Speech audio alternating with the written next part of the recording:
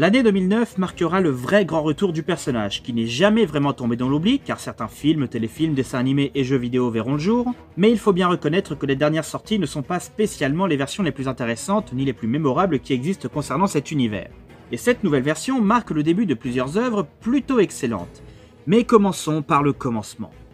Au début, il n'y avait rien. Puis vint Arthur Ignatius Conan Doyle, un écrivain de génie qui, sans s'en rendre compte, donnera vie à l'un des plus grands personnages de littérature jamais écrits. Et c'est grâce à ça qu'un film sera réalisé en 2009 par Guy Ritchie, qui s'occupera de remettre au premier plan, et de manière excellente, le célèbre détective. Avec un budget de 90 millions de dollars, avec dans le casting Robert Downey Jr. dans le rôle de Sherlock, Jude Law dans le rôle de Watson, tout ça sur des musiques composées par Hans Zimmer, le nouveau départ de Sherlock s'annonce plutôt pas mal.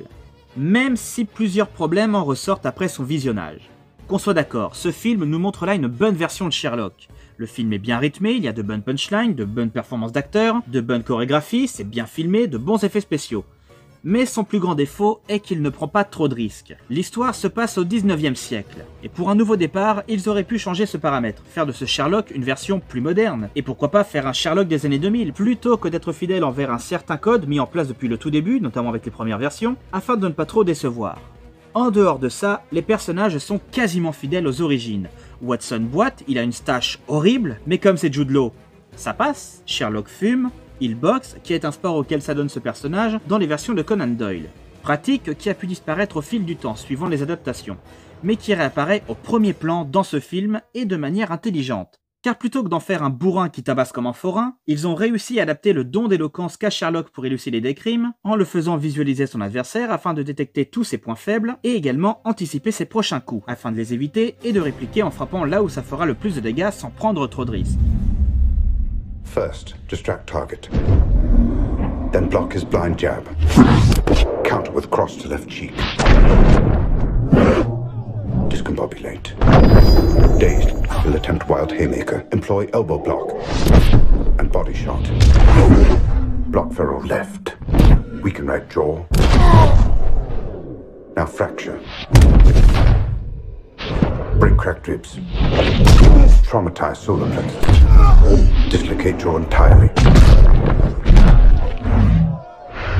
Heel kick to diaphragm. In summary, ears ringing, jaw fractured, 3 ribs cracked, 4 broken, diaphragm hemorrhaging.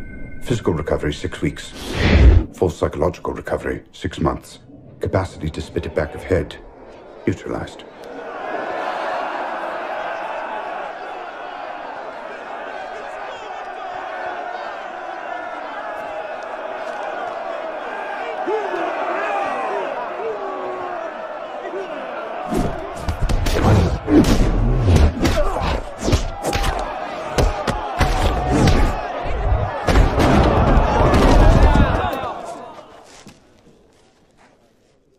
Et même si ce système est assez intéressant, il n'est pas unique. J'ai déjà vu ça dans la série Action Man, où durant les scènes d'action possiblement dangereuses, le personnage se met à réfléchir de la même manière afin d'en sortir indemne. Mais le vrai principal défaut, c'est que nos héros finalement n'ont qu'une chose à faire. Arrêter le tueur en série Lord Blackwood, interprété par Mark Strong. Personnage qu'on pense mort dès le début du film, sauf qu'il revient bien vivant vers la toute fin. Et c'est le seul retournement de situation qu'on voit venir dès le moment où il meurt. Tout ça n'est qu'une mise en scène afin de terminer les préparatifs pour son coup d'état et ensuite prendre le pouvoir. Plan qui sera bien évidemment déjoué par Sherlock et Watson, mais également grâce à Irene Adler, interprétée par Rachel McAdams. Donc certes, le film passe tout seul, l'enquête est bien menée, mais ça n'aurait pas été de refus qu'elle soit plus complexe avant de le retrouver. C'est pas parce qu'on pose 2 questions qui sont compliquées qu'on va quitter la salle pour aller voir Fast and Furious. Mais au final, c'est un très bon film, qui a de bonnes idées, aussi bien en termes de narration qu'en scène d'action, qui nous montre une version de Sherlock qu'on peut penser fou, excentrique, parano, dû au fait qu'il parle assez rapidement, souvent tout seul et pour ne rien dire, mais qui en fait est extrêmement intelligent. Un peu déçu que, même avec sa grande intelligence, se trompe littéralement sur le passé de la future femme de Watson, en tout début de film, mais ce n'est qu'un détail. Et ce qui est vraiment bien, c'est que les 2 personnages se connaissent déjà. On aurait très bien pu se retrouver avec un film où ils ne se connaissaient pas, puis qu'au bout d'1 heure deviennent les meilleurs amis du monde, avant de bouder chacun de leur côté, jusqu'à ce qu'ils redeviennent des amis pour la vie, afin de sauver le monde à la toute dernière seconde. Leur relation est très forte et palpable, ils sont tous les deux complémentaires. Watson s'ennuie s'il n'est pas à ses côtés et veut se prouver le contraire en emménageant avec sa femme. Et Sherlock n'arrive à rien sans lui. Il devient dingue, il peut passer 10 heures à choper des mouches, il tourne en rond s'il n'a pas Watson à ses côtés. Et en dehors de ces quelques défauts, c'est un très bon film, une excellente version de Sherlock et un excellent nouveau départ pour cet univers. Mais il n'est pas parfait. Comme on vient de le voir, il manque quelque chose. Et ce quelque chose sera présent dans sa suite. Toujours réalisé par Guy Ritchie, musique toujours composée par Hans Zimmer, Downey Jr. et Jude Law toujours présents, sauf que cette fois, l'ennemi mis en avant n'est pas du même niveau que dans le premier, qui nous racontait une histoire certes intéressante, mais la menace était totalement oubliable. Là, on passe directement au plus grand rival de Sherlock Holmes, Moriarty. Il est présent dans le premier film, il tient les ficelles, oui, mais ils ne le combattent pas réellement. D'ailleurs, ils n'apprennent son existence qu'à la toute fin. Je trouve, personnellement, son arrivée beaucoup trop rapide, car on passe de 2 ou 3 apparitions à la Dr. Mad à sa présence complète comme Thanos dans Infinity War. L'élément important à retenir, c'est un dispositif activable à distance qu'il convoitait sur la machine de Blackwood, qui visait tous les sénateurs dans le premier volet.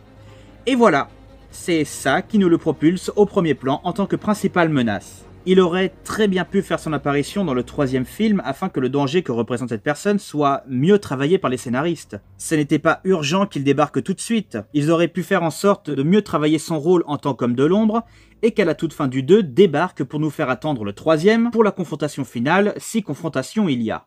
Sa présence à l'écran n'est pas du tout utile. Tous les ordres qu'il donne auraient très bien pu être donnés sans qu'il soit réellement présent, et en plus de ça, tous les ordres donnés auraient pu être exécutés par une seule personne. Et cette personne existe dans ce film. Ce qui donne l'impression qu'il a été balancé comme ça parce qu'il ne savait pas quoi raconter ni qui introduire. Mais alors, c'est un bon film ou non? C'est une bonne suite ou non? Eh bien la réponse n'est pas simple. Il n'est pas moins bien, mais il n'est pas meilleur non plus. Je n'arriverai pas à le classer au-dessus ni au-dessous. Le premier film, malgré son méchant oubliable, passe très bien. Le deuxième, malgré son méchant excellent, mais qui reste mal introduit, passe mal parce que je le trouve inutilement lent à quelques rares exceptions. Ils ont Moriarty, ils sont contents, mais ne savent pas quoi en faire pour le rendre vraiment méchant. Il est expédié au premier plan comme ça, et supposé mort à la fin dans une scène qui reprend assez fidèlement la chute des 2 hommes en Suisse. On va rentrer plus en détail dans le film. Irene Adler fait son retour et meurt dès le début car elle n'a pas mené à bien sa mission ordonnée par Moriarty, tuer Sherlock. Watson, depuis le premier film, ne veut qu'une chose, se marier et partir vivre avec sa femme, ce qui veut dire loin de Sherlock, ou en tout cas, ne plus travailler avec lui. Ils quitteront tous les deux la ville à bord d'un train, mais Sherlock décidera de se déguiser en femme afin de s'infiltrer à l'intérieur pour aller le chercher car il a besoin de son aide. Et cette scène est très intéressante. Dans les livres, c'est Irene Adler qui se déguise en homme afin de retrouver Sherlock. Et c'est une chose qui, pour l'époque, était assez osée. Donc, clin d'œil assez sympa, qui nous redirige vers une ancienne déclaration qu'a fait Robert Downey Jr. lors de la promotion du premier film. Il a déclaré que pour le reboot de cet univers, que son Sherlock Holmes était gay. Face à cette déclaration, les producteurs se sont quelque peu agacés contre lui. Et Andrea Plunkett, celle qui détient les droits d'auteur de ce personnage aux États-Unis, a déclaré que si jamais les scénaristes laissaient entrevoir la possibilité que ce personnage l'était réellement, jamais elle ne donnera son accord pour que d'autres films voient le jour. Comme un 2e volet est sorti et qu'un 3e est prévu pour très bientôt, vous avez très bien compris que face à un tel succès qui rapportera pour ces 2 films plus d'$1 milliard de recettes mondiaux pour un budget combiné de 215 millions de dollars, Robert s'est fait engueuler et les scénaristes, les réals, les studios, enfin bref tout le monde, se sont excusés et ont affirmé que, bien évidemment, ce Sherlock n'est pas gay. Car ils ont devant eux une bonne machine à fric, alors ils ne vont bien évidemment pas la saboter avec ce genre de déclaration. Vous savez, à l'époque, on était en 2009, les gens n'étaient pas prêts. Qu'il le soit ou non, ça ne change rien au fait qu'il soit badass et intelligent, et surtout ça ne retire rien au succès des films. Et je ne vois pas le problème, je fais partie des personnes qui, je l'espère, sont très nombreux, ou au moins plus de la majorité des habitants de cette planète, qui n'en est strictement rien à faire de l'orientation sexuelle des gens que je connais, que je croise, que j'admire ou que je regarde. Mais bon, l'argent avant tout, donc non il n'est pas gay, et c'est grâce à ça que nous avons des suites. Pour y revenir justement, comme je le disais, le premier manquait de quelque chose, une vraie menace. Cette menace, nous l'avons ici, c'est clair. Mais plusieurs scènes sont en trop, ou en tout cas sont trop longues, ce qui fait qu'au bout d'un moment, on peut s'ennuyer. On a d'excellentes scènes de baston, puis de longues discussions avec un groupe de forains dans les bois. On y fait la connaissance de Moriarty, même si mal introduit, reste très appréciable, puis nous avons le mariage de Watson où il a la tête dans le cul. Nous avons un combat final intéressant qui nous montre un ennemi aussi intelligent que lui, voire même plus, car il possède le même sens que Sherlock concernant les combats et au final, il l'a battu. Et s'il n'aurait pas opté pour autre chose, seul Sherlock aurait chuté et donc serait possiblement mort. La scène est rapide, brute et surtout on ne s'attend pas à ça et donc la scène fonctionne. Et puis à côté de ça nous avons Mycroft qui comme je l'ai dit au début peut être un très bon personnage comme très mauvais. Tout dépend de comment il est introduit dans l'histoire et de qui l'incarne. Et pour ce film, c'est une catastrophe. Nous avons ici un comic relief inintéressant au possible qui n'est là que pour dire qu'il est le frère de Sherlock, il montre son cul, et il donne un objet à son frère qui disparaît puis réapparaît durant les 7 dernières secondes du film. Et le pire c'est que les deux films durent tous les deux 2h10. Le premier passe tout seul, mais le deuxième, j'ai vraiment le sentiment qu'il dure 3h30 tellement il est rempli de scènes longues. Évidemment avec tout ça je devrais le placer en dessous du premier. Mais ce film possède en lui une scène qui le sauve de ça. Une seule scène a suffi à me faire comprendre que même s'il peut être chiant et long à quelques passages, je suis totalement prêt à le revisionner entièrement uniquement pour le plaisir de revoir cette scène. Ne pas vous la passer serait dommage et en même temps un vrai manque pour mes vidéos. Et la couper durant l'action serait un sacrilège. Et tous ensemble, nous allons remercier YouTube pour avoir bloqué cette vidéo après moult tentatives de mise en ligne. C'est entièrement à cause de cette scène. Ce qui est quand même assez étrange, car elle est en ce moment disponible sur plusieurs autres chaînes qui, bien évidemment, ne font pas partie du groupe Warner. Et la plupart d'entre elles n'ont rien fait d'autre à part mettre en ligne cette scène sans pour autant être bloquées. Mais par contre, si c'est moi qui utilise cette scène afin de vous parler plus en détail de Sherlock Holmes, alors là c'est non. C'est juste pas possible.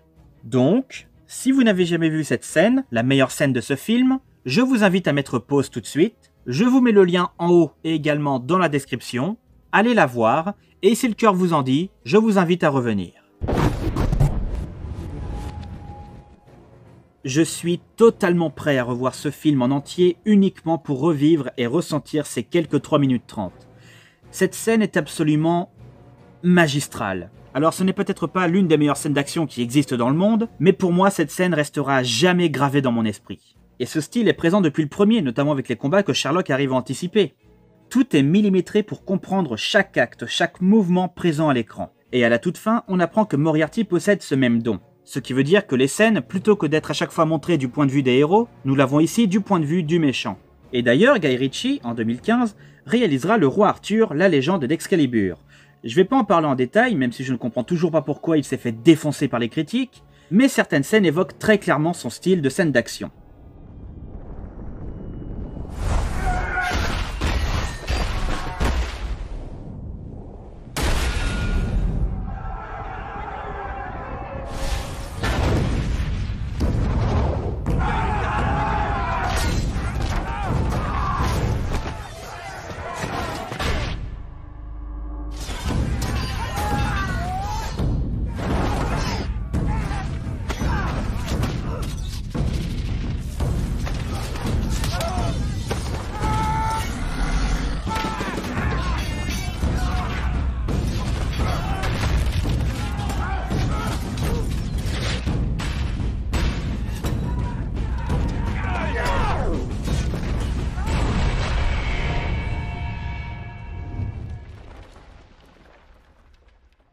Pour en terminer avec ces deux films.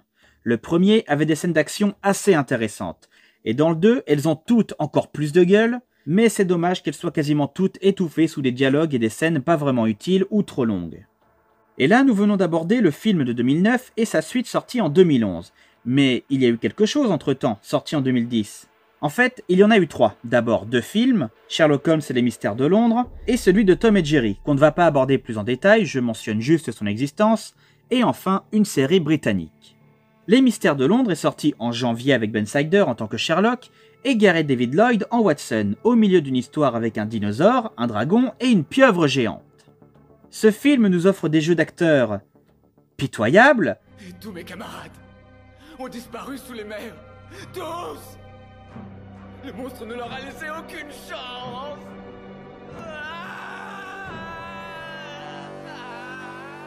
Des caméramans atteints de la maladie de Parkinson, des effets spéciaux pourris et, comble du luxe, ce film a réussi à traverser les frontières afin de s'échouer sur nos côtes, a été repêché et a été traduit en français.